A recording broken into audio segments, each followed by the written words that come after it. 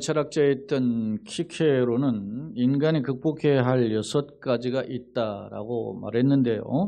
첫째는 자기 이익을 위해서라면 남을 희생시켜도 된다는 생각, 이기주의죠. 둘째는 변화나 수정이 불가능하다고 고집을 피우는 태도, 아집입니다. 셋째는 자기의 사고방식과 행동 양식을 남에게 강요하는 독선주의입니다. 네 번째는 어떤 일을 도저히 성취할 수 없다고 생각하는 도전하지 않는 마음입니다. 패배주의죠. 다섯째는 수양을 게을리하고 독서, 연구 이런 것들을 하지 않는 게으름입니다. 마지막 6번째는 사소한 것을 애착하거나 그 기호를 끊지 못하는 세속적인 부패함이라고 정의했습니다. 앞선 3가지를 보니까 개인주의 현상이고 뒤에 3가지는 자신이 세상 속에 빠진 무기력한 모습을 보여줍니다.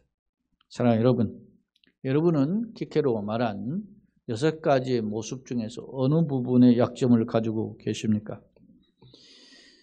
혹시 자신의 목소리가 크기 때문에 하나님의 음성을 듣지 못하며 살지는 않습니까? 세상 아니면은 세상 재미에 너무 깊이 빠져서 그 하나님의 뜻에 무엇인지를 알고도 불순종하지는 않습니까? 신앙생활을 하다 보면 성경의 가르침과 현실의 세계의 그 괴리에서 오는 갈등이 있는데요. 물론 하나님의 말씀은 100%로 믿고 순종해야 되죠. 그것을 잘 알고 있음에도 불구하고 성경의 교훈과 현실의 삶이 좀 동떨어져서 소위 괴리가 있는 현상으로 말미암아 그 이성적으로나 합리적으로나 상식적으로 생각해 볼 때, 과학적으로 생각해 볼 때 이해되지 않을 때 그것을 그냥 묵인하거나 넘어가거나 그리고 불순종하게 되는 경우가 있다라는 점입니다. 그렇다면 이러한 상황에서 성도는 과연 어떤 자세로 어떤 선택을 해야 되는가? 오늘 여호수아 6장 15절로 21절을 읽었는데요. 이 말씀은 이러한 삶의 현장에서 어떻게 행동할 것인가에 대한 해답을 제시하고 있습니다. 앞선 1절로 14절의 말씀은 과거에 여리고성이 무너진 그 비결에 대해서 어떤 과정으로 무너졌는지를 이미 살펴본 바가 있습니다. 오늘은 거기에 초점을 맞추지 않고 오늘 제목처럼 온전히 바치라는 의미는 어떤 의미인가라는 점에서 말씀의 내용을 들여다보고자 합니다. 자, 오늘 말씀은 이스라엘 민족이 가나안 입성을 이제 요단강을 건너고 가나안 땅에 들어온 뒤에 첫 번째 성을 맞닥뜨리게 되었는데 그 성이 바로 여리고성인데 이 여리고성은 소위 말하는 난공불락의 요새입니다. 그런데 이 여리고 전투를 우리가 시작을 해야 되는데 이스라엘은 사실 가지고 있는 사람들의 무기가 변변치 않아요. 무기가 별로 준비되어 있지 않습니다. 그러나 가나안 땅 족속들은 어떤 면에서 보면 강력한 성을 가지고 있고 거기에 무기를 가지고 있고 사람 신체도 소위 거인과 같은 힘이 장대한 사람들이었습니다. 그렇기 때문에 이스라엘 입장에서 볼 때 여리고성의 전투는 매우 긴장의 연속이었습니다. 어찌 보면 여리고성 전투를 승리하게 되면 가나안 정복을 이제 어떤 면에서 사기가 총천해가지고 가나안 정복 전쟁에 막 힘을 가지고 달려나가겠지만 여리고 전쟁에서 패배하게 되면 어떤 면에서 보면 이제 막 꼬리가 내려진 채 이제 다시 광야로 되돌아가야 하는 그런 어려운 상황에 있는 기로에 서 있었음을 엿볼 수 있습니다. 바로 이러한 상황에서 오늘 하나님께서는 여리고성의 전투에 대한 하나님의 가이드라인을 제시해 주었어요. 당시 주목할 점은 여호수아 1장 1절 오늘 6장 15절인데 6장 1절을 보면 이스라엘 자손들로 말미암아 그랬어요. 이스라엘 자손들 이스라엘 자손들이 무슨 이야기예요? 이스라엘 자손들이 요단강 건넜다는 소식으로 말미암아 여리고는 굳게 닫혔고 출입하는 자가 없어. 이제 한바탕 전쟁을 치르려고 소위 공성전을 벌이려고 성문을 닫아 걸어 잠근 거예요. 이런 까닭에 백성들은 이스라엘 백성들은 긴장하지 않을 수가 없었어요.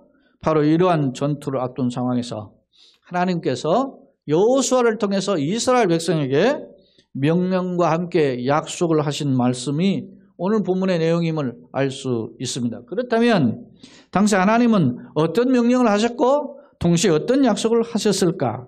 먼저 명령하심을 살펴보면 여호수아와 군사들에게 엿새 동안은 하루에 한 바퀴씩 여리성을 돌라는 거예요.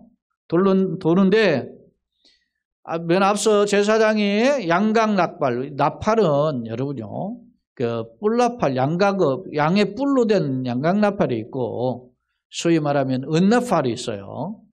근데 보통 전쟁에 나갈 때는 무슨 나팔을 쓰겠어요, 여러분?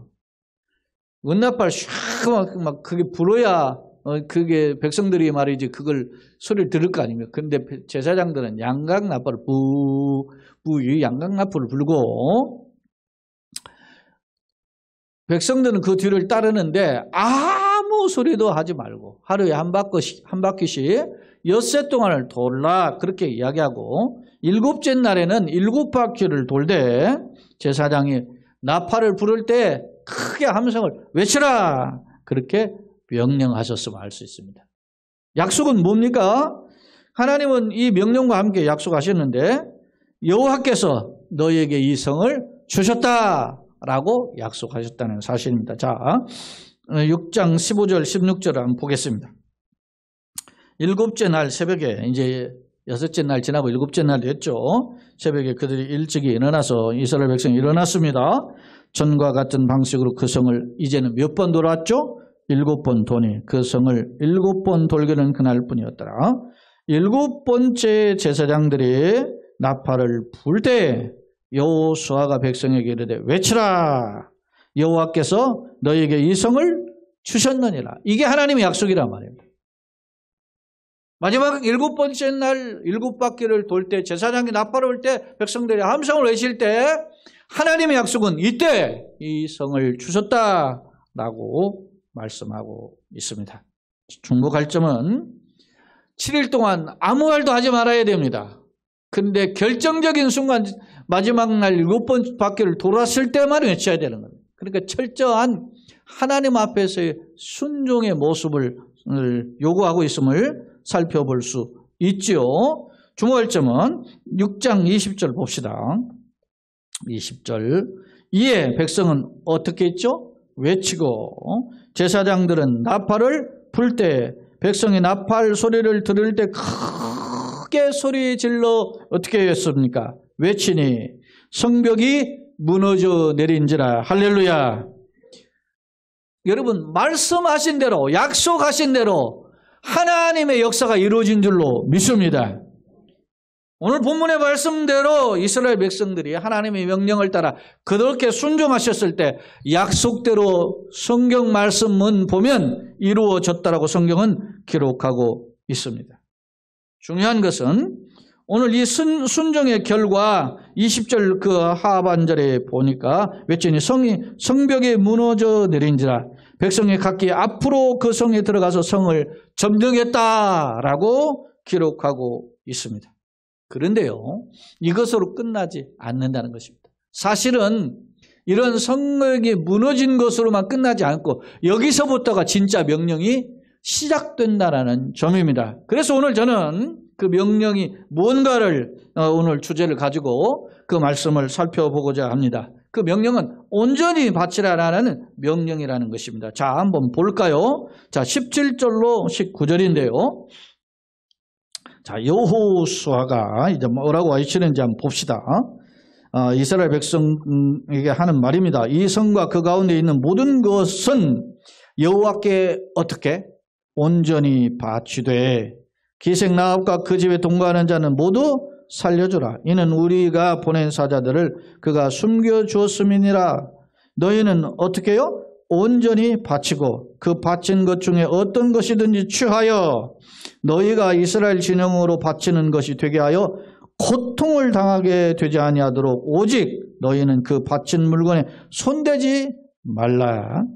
은금과 동철 기구들은 다 여호와께 구별될 것이니 그것을 여호와의 곳간에 드릴지니라. 그렇게 명령했음을 할 수 있어요. 17절로 19절 말씀을 보니까 핵심은 뭐냐면 이 성이 하나님께 뭐였습니까? 온전히 바쳐졌다는 것입니다. 온전히 바쳐졌기 때문에 그것을 모두 다 어떻게 해요? 짓밟아라, 진멸하라는 것입니다. 자, 온전히 바치라는 뜻이 뭘까? 이게 히브리어로 헤렘인데요. 이 헤렘이라는 것은 신학적으로 많이 논란이 거듭됐어요. 왜냐? 이 헤렘이라는 단어는 하나님의 것이라는 뜻도 있고 그 다음에 진멸하다 뜻도 있고 저주를 받은 존재 이런 뜻도 담겨져 있어요. 그러니까 각각 쓰임이 달랐다는 겁니다. 그렇다면 이 헤렘이라는 뜻은 무엇일까? 한번 이 바치는 내용을 한번 들여다볼 필요가 있어요. 온전히 바치는 내용 20절 21절 다시 보는데요. 이에 백성이 외치고 제사장 나팔을 불 때 백성이 나팔 소리를 들을 때 큰 소리로 질러 외치니 이 성벽이 무너져 내린지라 백성이 각기 앞으로 나아가 그 성에 들어가서 그 성을 어떻게 했습니까? 점령하고 그리고 21절 그 성 안에 있는 모든 것을 온전히 어떻게 해요? 바치되 모든 것을 온전히 바치되 남녀노소와 소와 양과 나귀와 칼날로 멸하니라 했어요. 자, 하나님께 이 여리고성이 바쳐졌다는 겁니다. 그 바치전 표현을 어떻게 했어요? 하나님의 명령에 따라 온전히 바치는 표현이 뭐였습니까? 사람은 물론 남녀노소죠. 사람이죠. 사람은 물론 소와 양과 나귀를 칼날로 모두 죽이는 것이 하나님께 온전히 바치는 것이다. 헤렘이라는 뜻이 아까 몇 가지 있다고 그랬죠?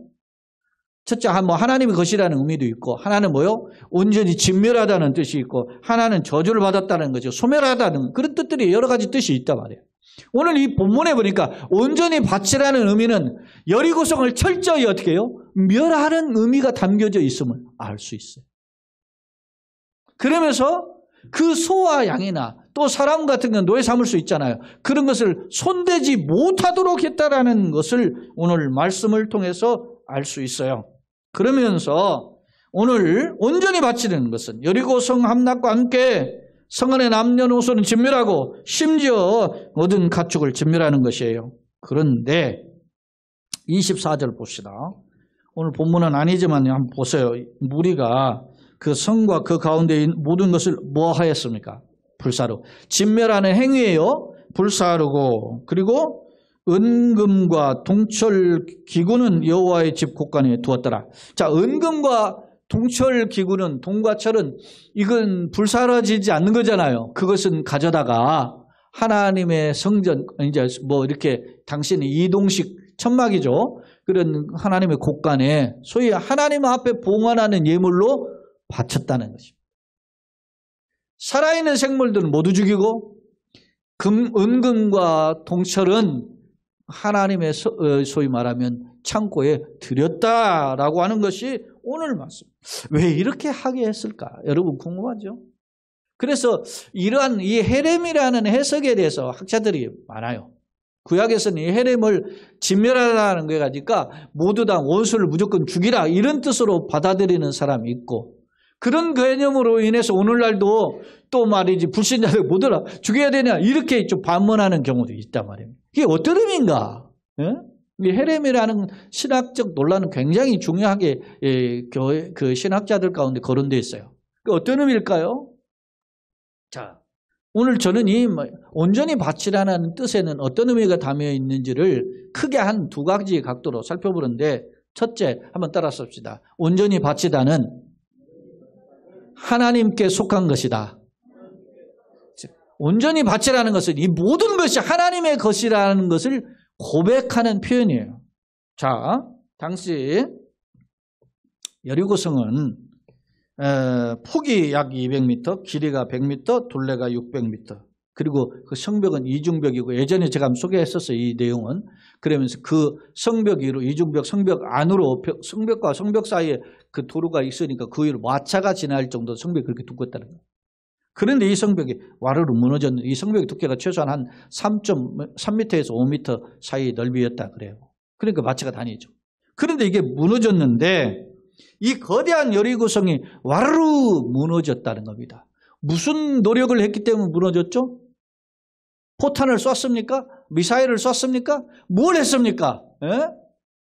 탱크가 왔습니까? 뭐 했습니까? 아무것도 한 일이 없어요. 단지 하나님의 명령대로 그 7일 동안을 돌았고 그리고 외쳤을 때 역사가 일어났단 말입니다. 그러니까 이 여리고성의 전쟁의 주인은, 이 전쟁의 승리의 주인은 누구다? 하나님이라는 사실을 보여주고 있어요. 동시에 여리고성은 가나안 정복의 첫 번째 성으로 첫 열매에 해당하는 겁니다. 첫 열매는 누구 거죠? 하나님. 그래서 왜 첫 열매를 드립니까? 모든 물건이, 모든 열매가 하나님의 것인데 그 하나님의 것임을 고백하는 뜻에서 뭘 드려요? 첫 번째 열매를 드립니다. 그래서 맏아들을 하나님 앞에 드리고 자기가 그냥 같이 살잖아요. 그러니까 맏아들을 하나님께 드렸다는 표현으로 맏아들에 해당하는 어떤 물질, 속전이죠. 그것을 하나님 앞에 바쳤던 거예요. 이스라엘의 전통에 보면 첫째는 대표란 말입니다. 그러니까 여리고성의 정복은 이스라엘 전체, 이스라엘 민족이 장차 정복해야 될 가나안 땅 전체를 대표하고 있다는 거예요. 그 전쟁의 승리를 누가 하셨냐? 하나님이 하셨기 때문에 그것을 하나님께 온전히 바쳐라. 그런 의미가 담겨져 있습니다. 그렇습니다. 오늘 본문의 말씀 속에서 살펴볼 수 있는 것은 가나안 정복 전쟁의 주인은 하나님이시고 그 첫 열매의 여리고를 하나님께 바침을 통해서 하나님 앞에 헌신하라라는 의미가 담겨져 있다는 것입니다. 사무엘상 17장 47절에 보니까 다윗이 골리앗과 맞짱을 뜨는데 그때 다윗이 골리앗 앞에 나아갈 때 뭐라고 하냐? 여호와의 구원하심이 칼과 창에 있지 아니함을 이 무리에게 알게 하리라. 그러니까 하나님이 나를 골리앗과 맞짱 뜨게 하신 것은 하나님이 나를 통해서 한번 무언가 선포하시려고 한다. 그 선포의 뜻이 뭐예요? 전쟁이 칼과 창에 있지 않다. 하나님께 속했다는 것. 자, 전쟁은 여호와께 속한 것인즉 그가 너희를 우리 손에 넘기시리라. 할렐루야. 내 인생은 여러분요 어떤 겁니까? 나그네 인생이지만 영적 싸움의 전쟁터예요. 그래서 교회론에서도 보면 우리가 이 땅에 있는 교회를 가리켜서 무슨 교회라고요? 지상의 교회를 유형의 교회라고도 하고 무슨 교회라고 합니까? 전투적 교회라고 합니다. 우리 성도의 싸움은 혈과 육의 싸움이에요. 정사와 권세를 잡은 악한 영들과 싸움이에요. 맞짱을 떼야 되는데 그 전쟁의 주인은 누굽니까? 하나님이십니다. 그러니까 우리가 하나님을 의지할 때 전쟁이 이길 수 있게 되는 줄로 믿습니다. 그런데 세상의 방법대로 과학적이고 이성적이고 합리적인 논리적인 근거에 따라 사람이 소위 말하면 세상 머리를 짱구를 굴릴 때 그 역사가 일어나죠. 오늘 본문의 말씀 속에서 이스라엘 백성이 온전히 바치다라고 하는 것은 하나님의 역사, 하나님의 주인, 하나님의 능력 이것을 고백하는 전폭적인 헌신임을 알 수 있어요. 그런데요, 안타까운 점은 이러한 하나님의 온전히 바치라는 명령을 거부한 한 사람이 있습니다. 그 사람은 유다지파의 아간이라는 사람인데요. 이 아간이 전쟁의 전리품을 숨겼습니다. 외투 한벌과 금과 은을 숨겨서 이렇게 묻어두었습니다. 그것으로 인해서 이스라엘이 그 다음 성 아이성이라는 성인데 여리고성보다 굉장히 작은 성인데 그래서 굳이 이스라엘 백성이 전체 가지 않고 2~3천 명만 보내면 된다 해서 올라갔다가 패배하고 말았습니다.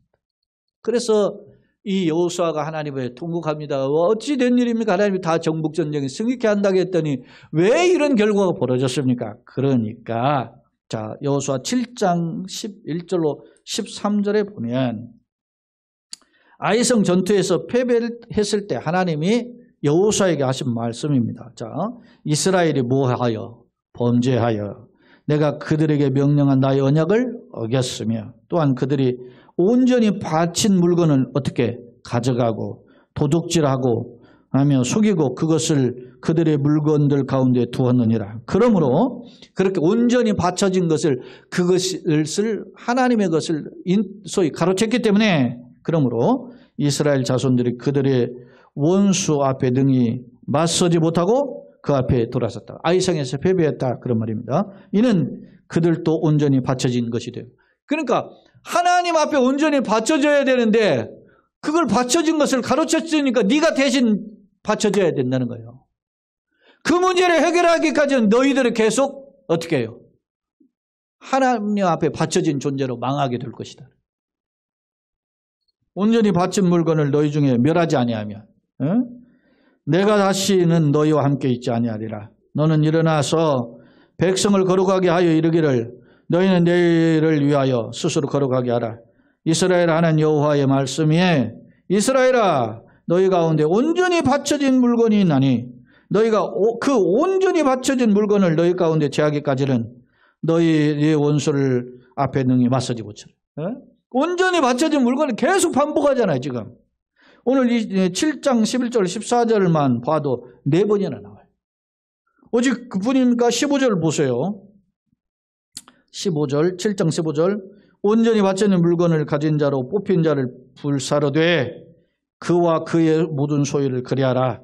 이는 여호와의 언약을 어기고 이스라엘 가운데서 망령된 일을 행하였습니다. 그랬어요.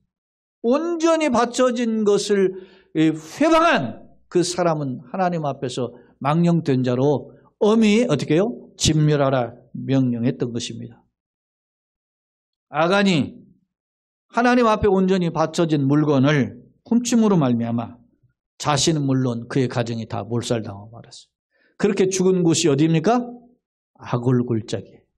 아골골짜기를 빈들에도 그 찬양 있잖아요. 아골골짜기가 죽음의 골짜기. 사랑하는 여러분, 온전히 바쳐진다는 것은 하나님께 속한 것이기 때문에 그것을 가로챘을 때 자신이 그 목숨을 대신해야 됨을 오늘 성경은 지적하고 있습니다. 그렇다면 나는 하나님께 온전히 바쳐진 삶인가?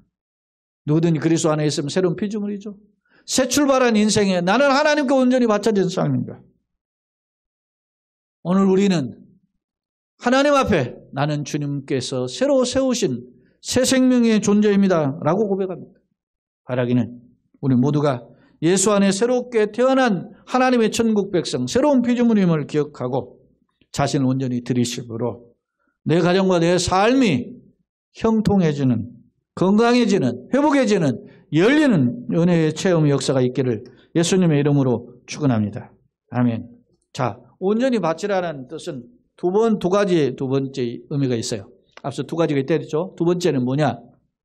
자, 이렇게 생각해 볼 수 있어요. 앞서 온전히 바치다라는 헤렘이라고 하는 이 단어가 하나님께 속한 것이다, 진멸하다, 멸절하다, 저주받은 것이다 이런 뜻이 있었다고 그랬어요. 그러면 그런 뜻만 있느냐? 그렇지 않다는 겁니다. 자, 하나님은 이렇게 모두 다 멸절하는 가운데 멸절하지 않고 회복시킨 자도 있다는 겁니다. 그것을 보여줘요. 자, 17절 다시 옵니다. 6장 17절입니다. 자, 6장 17절에 이 성과 그 가운데 있는 모든 것은 여호와께 뭘 했습니까? 온전히 바치되 같이 읽습니다. 기생 라합과 그 집에 통과하는 자는 모두 살려주라. 이는 우리가 보낸 자들을 그가 숨겨주었습니다. 자, 하나님께 온전히 바쳐진 중에는 진멸할 대상도 있지만 살려둘 대상도 있다라는 사실. 진멸할 대상은 무엇이고 살려둘 대상은 무엇인지를 우리가 말씀을 통해 살펴볼 수 있어요. 진멸할 대상은 어떻습니까? 하나님을 떠난 자들입니다. 악의 세력입니다. 그러나 회복할 자는 그가 어떠한 상황이 있더라도 하나님의 약속을 붙잡으면 살려주십니다. 보세요. 살려주신 자가 누굽니까? 살려주신 자가 누구죠? 라합과 그의 가정입니다. 라합이 누굽니까? 창녀 아닙니까? 창녀. 모든 사람 앞에서 가장 손가락질을 많이 받은 냄새나는 그런 여인이었습니다. 역설 아닙니까? 하나님은 거룩하신 분인데 하필 살려주셔도 누굴 살려주셔요? 라합을 살려줘요. 냄새나. 이 말씀 무엇입니까? 하나님의 온전히 바치라는 것은 여리고성을 모두 다 묵사발시키려는 뜻이 아님을 알 수 있습니다. 라합과 같은 존재, 라합보다 더 냄새나는 존재도 살려주시기를 원래 계획하셨던 거예요. 그런데 하나님 앞에서 그런 라합과 같은 오픈마인드 받아들이는 마음이 없으니까 하나님이 진멸하신 것입니다. 라합이 정탐꾼 2명이 왔을 때 어떻게 했습니까? 하늘과 땅에 너희 하나님밖에 나는 진짜 하나님이 없는 줄 내가 아노라 그렇게 고백을 해요. 네? 그러니까 정탐꾼을 숨겨준 거죠. 그러면서 이 성을 멸할 때 우리를 살려줄 증표를 내라. 그러니까 붉은 줄을 매면 이 성을 다 무너지는데 그 집은 살 것이다. 약속하잖아요. 사랑하는 여러분, 나합과 같이 냄새납니다. 나합은 하나님 기준은 물론이거니와 도덕적으로나 세상 기준으로 볼 때 냄새나는 인간이었습니다. 그런데 그 라합만 살려주시는 것이 아니고 그의 가정과 심지어는 친족까지 23절 보세요. 23절 정탐한 젊은이들이 들어가서 라합과 제일 먼저 정탐했던 사람을 앞장서서 들어가가지고 라합의 가정을 보아요. 그래서 어떻게 하는가 보십시오.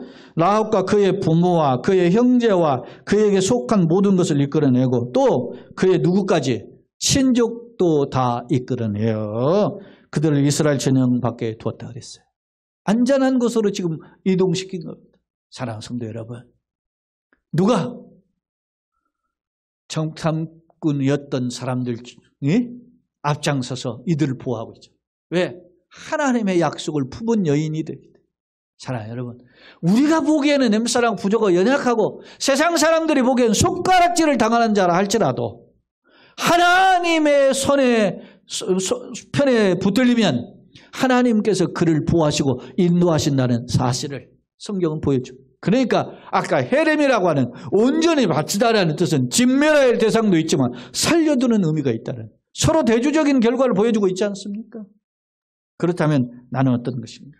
여러분, 레위기 27장 28절 29절에 보면 이런 표현이 있어요. 어떤 사람이, 이게 레위기 27장의 마지막 장이잖아요. 그 마지막 부분에 나오는 이 말씀이에요. 보시면 어떤 사람이 자기 소유 중에서 오직 하나님께 온전히 바친 모든 것은, 자, 하나님께 다 헌신했어요. 그것은 사람이든지 가축이든지 기업에 바치든지 팔지도 못하고 무르지도 못하나니. 예? 함부로 내 맘대로 못하는 거예요. 사람 자신이 됐든 가축이 됐든 기업이 됐든 모든 자기 소유물이라도 마음대로 못해. 그러니까 아나니와 삽비라가 하나님 앞에 헌신하기로 해놓고서는 딱 속인 것에 대해서 진노를 받은 거라. 바친 것은 다 여호와께 지극히 뭐라고 했어요? 거룩함이며 온전히 바쳐진 그 사람은 다시 무르지 못하나니 만약 그렇게 되면 거부하면 거절하고 하나님의 말씀 명령을 어기면 죽게 되는 거죠. 사랑하는 성도 여러분, 여러분은 그리스도 안에 새로운 피조물이 된 존재인 줄로 믿습니까? 그렇다면 내 삶은 이 집 바쳐진 거란 말이에요. 그런데 내가 세상 길로 죄악의 길로 가면 하나님의 진노를 피할 기가 없는 거죠. 하나님은 독생자 예수님을 주시기까지 우리를 건져주시기 위해서 죄악과 사망의 권세에 건져주시기 위해서 우리를 사랑하신 하나님입니다. 그 하나님이 오늘 라합의 가정도 온전히 지켜주신 줄로 믿습니다. 하나님은요, 악한 분이 아니에요. 독생자 하나님의 아들이신 예수님을 이 땅에 주시기까지 사랑하시는 분이에요. 하나님 우리를 약 올리시는 골탕을 먹이시는 분이 아니라 말입니다. 한량없이 은혜가 풍성하신 하나님. 그런데 우리의 작은 헌신을 주님은 기뻐 받으시고 놀라운 것으로 역사하시는데 우리는 이 세상을 살면서 눈에 보이는 것, 이성적이고 합리적이고 과학적인 것으로 내가 판단해서 그것이 내게 조금 더 커 보이니까 그걸 붙잡다가 하나님의 명령을 놓치는 경향이 왕왕 있다는 것입니다. 특별히 옛날에는 무지가 하면 그냥 무턱대고라도 믿었는데 지금 똑똑하니까 잘 못 믿는 거예요. 옛날에는 보세요. 어르신들 보면 성경을 잘 몰라요. 그런데도 신앙생활 잘해. 근데 지금은 똑똑해. 공부도 많이 해. 성경 공부도 제자 훈련도 많이 해. 뭐 무슨 코스 다 있어. 그런데 그런 사람들 보면 신앙이 어떻게 해요? 그럴듯한데 개판이야. 여러분요. 제가 신학교 갔을 때 총신에 갔을 때 우리 총신에 그런 이야기가 있어요. 총신에 들어오면 불이 숯덩이가 되어 나가는 곳이다. 총신이 학문이 냉철해요. 그래서 제가 이걸 잊어버리지, 이 열정을 잊지 않으려고 많이 노력했는데 그 총신의 학문이 무서운 거예요. 이게. 네? 여러분 보세요. 저는 성경을 전혀 모르는데 풀하우야 주여 뭐 이렇게 하면서 잘못 신앙생활 하는 사람들 때문에 제가 상당히 좀 거리두기를 많이 했어요. 왜? 이런 사람들 중에 특징이 뭐가 있어요? 이단 사이비들이 많아요. 네? 그래서 이단 사이비들 막 열심히 내고 막 그렇게 하는데 사실은 깡통들이 많거든. 그런데 정통 교회 중에서 지적이고 성숙한 그런 공부 많이 한 사람들 보면 어떻게 해요? 신앙이 냉랭해. 열정이 없어. 여러분요, 앞선 전자는 뭐요? 실수하고 넘어질 위험성이 있지만 그래도 열정이 있단 말입니다. 후자는 넘어지진 않지만 냉랭하지만 그러나 냉랭해. 지식은 있지만 냉랭해. 한국 교회가 지금 점점 어떻게 흘러가고 있어요? 지금 후자로 흘러가고 있어요. 사실 아무나 알맹이도 없는데 깡통들인데 열정도 없이 지식도 없이 그렇게 살아간다. 오늘 나는 어떤가? 오늘 말씀의 고라 앞에 있습니다. 사랑하는 성도 여러분, 말씀을 정리해 보겠습니다. 우리의 모습은 어떠합니까? 라합처럼 기적의 은혜를 덧입고 하나님의 축복의 주인공이 되는 삶을 살고 계십니까? 아니면 온전히 받지라는 명령을 거역한 채 유다 지파였잖아요. 악한 유다 지파예요. 최고의 지파. 그 속한 지파인데 그와 그의 가족이 다 멸절하고 말았습니까? 나는 어떤 존재인지. 때는 하나님의 말씀이 이해가 되지 않고 그 유익이 없어 보이지만 그럼에도 불구하고 말씀을 온전히 순종하심으로 은혜를 덧입는 축복의 성도요 가정, 우리 교회 되기를 예수님의 이름으로 축원합니다. 그렇습니다. 옷을 입을 때 첫 단추를 잘못 깨면 옷 매무새가 우스꽝스럽잖아요. 그래서 사람들은 첫째를 매일 중요하게 생각해요. 대표 원리로 여기서 첫 번째 전도가 매우 중요했죠. 여러분요, 그 세상 사람들도 그래요. 청월초하를 재수하면 1년 내내 재수없다고. 네? 그래서 첫째를 그렇게 중요시 하는 거야. 그래서 우리는 하루 일과를 시작하는 첫째 시간. 그래서 새벽 예배를 드리는 거 아닙니까? 일주일이 시작하는 첫 번째 날이 언제예요? 주일이에요. 주일의 첫 번째 시간을 하나님께 예배로 시작한단 말이에요. 매우 중요한 거죠. 하나님 앞에 내 마음의 첫 번째 사랑이 있죠. 첫사랑을 잃지 마라. 하나님 앞에 고백한 그 마음을 다시 한번 회복하는 그 마음이 필요해요. 어거스틴이 충성된 성도는 사람들이 듣기 좋아하는 말을 하거나 사람들이 보기 좋아하는 것을 보여주는 것이 아니라 그가 최우선적으로 노력할 것은 하나님이 만족하실 것이 무엇인지를 생각하는 사람이다. 충성된 성도. 하나님 기뻐하시는 건 뭘까? 소위 말하면 그 나라와 의를 구하는 자다. 그런 뜻이죠. 오늘 우리가 때로는 시간을 들여 기도하고 봉사하고 또 전도도 하고 헌금도 해요. 매우 중요한 신앙입니다. 그러나 아무리 그렇다 할지라도 이보다 더 중요한 것은 하나님 앞에 내 상식과 경험을 내려놓고 이해가 되지 않아도 유익이 없어도 말씀을 믿고 순종하는 결단. 이것이 온전히 헌신하는 삶입니다. 바라기는 베드로가 내가 밤이 맞도록 수고하였어도 얻은 것이 없지만 말씀의 여자의 그물을 내리라 한즉 심히 그물이 찢어지게 2배 채우게 되면 잠기게 될 정도로 넘치는 은혜의 주인공이 되었잖아요. 그리고 그가 예수님 발견하고 예수님을 따르는 제자가 되었어요. 바라기는 이 세상은 과학적이고 합리적이고 논리적입니다. 이성적입니다. 모든 것은 보면 눈에 보이는 것이 기준입니다. 그런 시대에 우리가 하나님 말씀을 우선순위로 잡고 걸어갈 때 충돌하고 갈등하는 문제가 있을 것이 분명하지만 그럼에도 불구하고 하나님의 뜻을 먼저 구함으로 순종하심으로써 하나님의 기뻐하시는 열매의 주인공들이 되는 저와 여러분 가정, 교회 되기를 예수님의 이름으로 축원합니다. 아멘.